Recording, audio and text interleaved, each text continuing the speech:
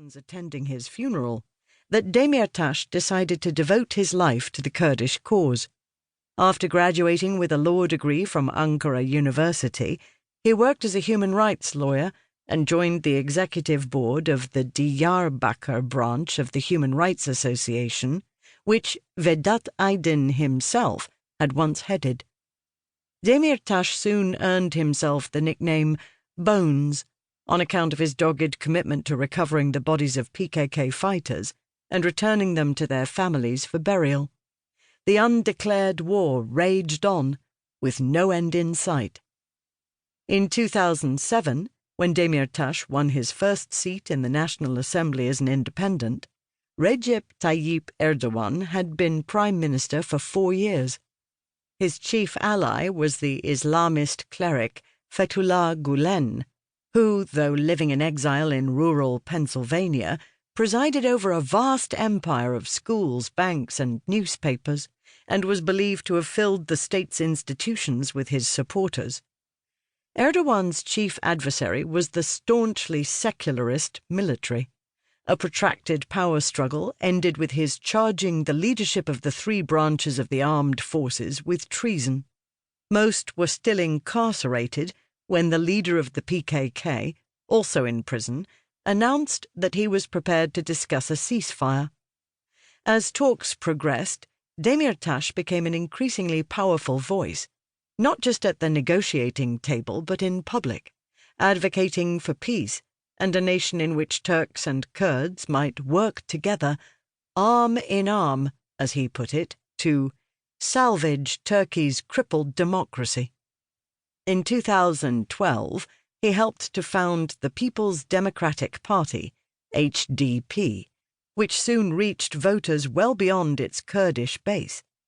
Educated Turks, particularly younger ones, were impressed by the party's embrace of cultural and political diversity, its call for peaceful reconciliation, and its commitment to gender equality. This last commitment was reflected in its institutional structure, modelled on the German Green Party's co-leadership system, in which roles were shared between a woman and a man at every level. In 2014, when Demirtaş stepped up to the party's top position, he did so alongside a female colleague, Figen Yüksekdağ. The party's charter also called for an autonomous women's congress. Charged with mainstreaming women's concerns, it played a key part in the selection of nominations, encouraging women to step forward and setting their application fee at half the fee set for men. In June 2015, the People's Democratic Party fought its first general election. It came in 4th, winning 13% of the vote and 80 of the Grand National Assembly's 550 seats. This unprecedented victory might have marked a new era in national politics had it not been complicated by other machinations on the political chessboard. Having cleansed and tamed the army, replacing his old enemies with his own supporters, Erdogan was becoming steadily more autocratic.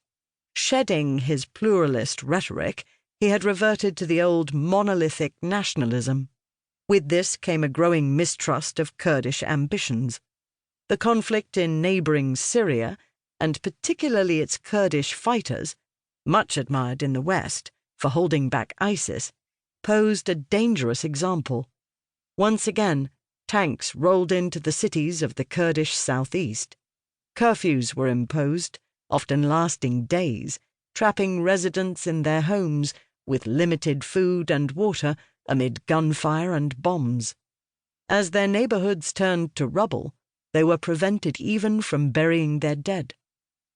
Back in Ankara, meanwhile, the Islamist alliance had come apart. Following a series of high-profile corruption cases launched by the pro-Gulen judiciary and police against Erdogan's Justice and Development Party, AKP, the nation's 2 leading Islamist groups were now bitter political foes. Then on July 15, 2016, came one of the most bizarre and bloodiest attempted coups that Turkey, a veteran of unusual coups, has ever seen. Live stream